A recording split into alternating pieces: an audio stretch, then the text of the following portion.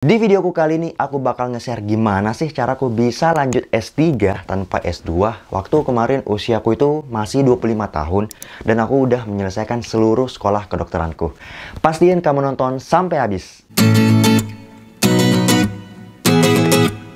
Halo, kembali lagi dengan saya Didit, channel dimana kamu bisa menemukan berbagai informasi beasiswa dan juga tips untuk bisa melanjutkan kuliah ke luar negeri, khususnya ke Jepang.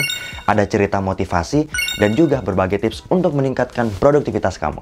Oke guys, jadi banyak banget komen yang muncul nih, mulai dari di IG dan di TikTok tentang kok bisa sih lanjut S3 di umur 25 tahun tanpa S2 pula dan udah selesai dokter dan segala macamnya. Jadi aku bakal ngejawab semua pertanyaan itu yang menjadi pertanyaan mungkin kamu juga yang nonton. Siapa tahu mungkin hal ini bisa memberikan inspirasi buat kamu juga, khususnya kalau kamu nih baru mau masuk kuliah. Jadi guys, sebenarnya semuanya ini tuh bermula saat aku masih di taman kanak-kanak atau di fase TK. Karena kebetulan orang tuaku itu waktu itu memasukkanku dengan kakakku ke TK saat usia kami itu masih 4 tahun. Mungkin kalian ada yang kayak gini juga ya, khususnya buat kalian yang mungkin kelahiran 90-an sama kayak aku. Itu kalau nggak salah emang agak banyak orang tua yang memasukkan anaknya tuh sejak umur 4 tahun di fase TK biar masuk SD di umur 5 tahun. Nah, otomatis kemarin aku pun kayak gitu juga, masuk SD itu di umur 5 tahun. Karena waktu itu nggak ada syarat minimal usia untuk bisa masuk TK maupun masuk di SD ku waktu itu kebetulan. Nah, alhamdulillahnya setelah itu fase SD ku itu berjalan dengan lancar sampai aku lulus. Otomatis kan kita lanjut ke jenjang SMP. Kebetulannya lagi, waktu aku SMP itu, aku tuh masuk di sekolah negeri yang memiliki program percepatan atau akselerasi yang memang itu membutuhkan tes terpisah juga. Dan aku tuh coba ikut tesnya dan alhamdulillahnya diterima gitu kan. Tapi memang karena yang normalnya itu kurikulum 3 tahun diringkas menjadi 2 tahun, otomatis itu jam pelajaran kita tuh menjadi panjang biasanya. Dan kadang-kadang itu kita jadwal terima rapornya pun berbeda gitu dibanding teman-teman yang bukan di kelas akselerasi. Jadi setelah lulus SMP dan peralihan masuk SMA, waktu itu aku tuh masih 14 tahun. Dan kebetulan di SMA aku itu nggak ada program akselerasi atau percepatan. Tapi kalaupun ada, aku nggak rencana mau apply waktu itu. Karena merasa udah cukup lah. Selama ini masa muda aku banyak yang kayak cuman belajar, tapi nggak banyak pengalaman untuk misalnya join di organisasi, join ekskul dan sebagainya. Jadi memang di SMA itu aku niatkan untuk menghabiskan masa mudaku dengan mempelajari dan memulai berorganisasi. Nah, setelah SMA lulus, aku tuh lulus di tahun 2012 kan SMA-nya. Otomatis itu adalah tahunku juga untuk masuk ke perguruan tinggi negeri waktu itu. Dan waktu itu saya alhamdulillahnya juga diterima lagi di Fakultas Kedokteran. Waktu itu di kampung halamanku di Makassar. Dan waktu itu saya masuk kuliah, usiaku waktu itu masih 16 tahun. Dan di kuliah kedokteran itu, kuliahnya selama 5,5 tahun.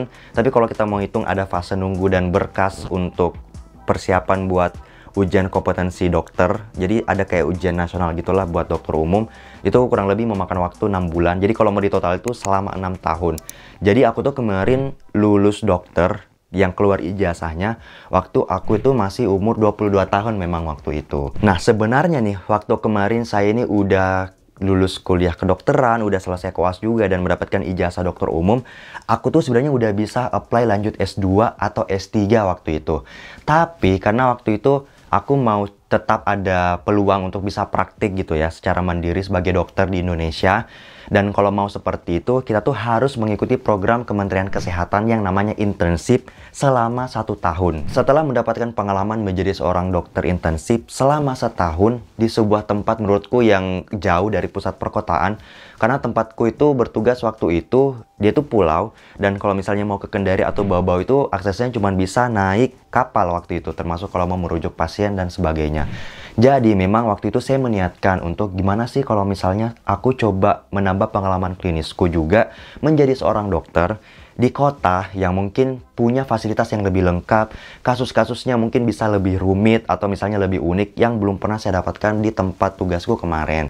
Jadi waktu itu aku coba apply ke beberapa rumah sakit sampai akhirnya aku tuh diterima menjadi seorang dokter umum di salah satu rumah sakit swasta di kota asalku di Makassar waktu itu.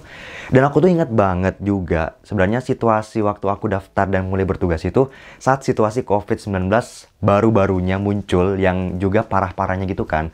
Jadi aku ingat banget itu tuh tahun 2020 awal atau pertengahan itu COVID-19 muncul, dan sekitar bulan 3 atau bulan 4 kalau nggak salah aku tuh udah mulai masuk bertugas.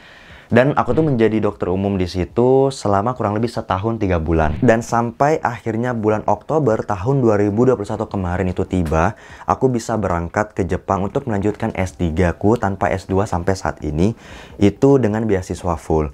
Nah, sekaligus aku mau ngejawab juga pertanyaan, emang bisa lanjut S3 tanpa S2? Jadi jawabannya bisa, dan ini tuh memang biasanya untuk teman-teman seperti misalnya dokter, dokter gigi, atau misalnya teman-teman yang memiliki sekolah profesi sebelumnya di luar S1-nya, itu tuh kita bisa apply untuk daftar S3 tanpa S2. Cuman memang kita tuh nggak bisa langsung memastikan siapa aja yang bisa, tapi harus dipastikan dulu ke universitas tujuan kita. Semoga ini tuh bisa ngejawab juga seluruh pertanyaan teman-teman yang muncul di komen-komen IG dan TikTok tentang kayak aku tuh kemarin S2 atau enggak. Jadi jawabannya aku enggak S2 ya sama sekali. Jadi aku emang langsung skip ke S3. Nah, itu dia perjalananku kenapa aku bisa melanjutkan S3 tanpa S2 ke Jepang saat ini dengan skema waktu itu usiaku masih 25 tahun. Tapi teman-teman, aku mau ngasih tahu ya, aku share ini bukan untuk buat kalian ngebandingin perjalanan hidup kalian dengan jalan hidup aku. Misalnya apalagi kalian ada yang terpengaruh kayak, wah orang-orang itu di umur 25 udah bisa kayak gini, udah bisa invest rumah, udah bisa beli ini, beli itu, dan segala macam, lanjut sekolah. Please, karena background kita, jalan hidup kita tuh beda-beda gitu. Dan sebenarnya di kasusku sendiri, aku tuh memilih untuk lanjut S2 atau S3 ke luar negeri itu karena setelah melalui pertimbangan yang matang juga, dan sebenarnya itu perubahan rencana awal dari yang aku cita-citakan sebenarnya. Tapi nggak masalah, karena itu dia yang aku bilang, kondisi kita berbeda-beda, bisa aja nanti gimana dan segala macam kita nggak tahu. Jadi menurutku nggak apa-apa banget kalau misalnya ada yang baru misalnya lanjut S3 di umur yang keberapa, atau misalnya yang baru keberapa, karena pas aku juga itu masih panjang gitu loh ke depan. So please, aku berharap banget aku buat konten video ini untuk menjadi sumber inspirasi atau mungkin motivasi buat teman-teman yang membutuhkan. Nah, kebetulan nih, karena sekarang momennya kan masih di bulan suci Ramadan, aku ingin mengucapkan marhaban ya Ramadan. Selamat menjalankan ibadah puasa. Semoga produktivitas kamu tetap terjaga selama di bulan suci ini. Kamu juga bisa nonton videoku yang sebelumnya. Di situ aku udah share perjalanan hidupku tentang naik turunnya kehidupanku sampai motivasi terbesar kenapa aku bisa melanjutkan kuliah S3 saat ini di Jepang. Sampai ketemu di videoku yang selanjutnya. Salam luar biasa. Sugoi. Marhaban ya Ramadan, marhaban ya Ramadan, marhaban ya Ramadan, marhaban ya Ramadan.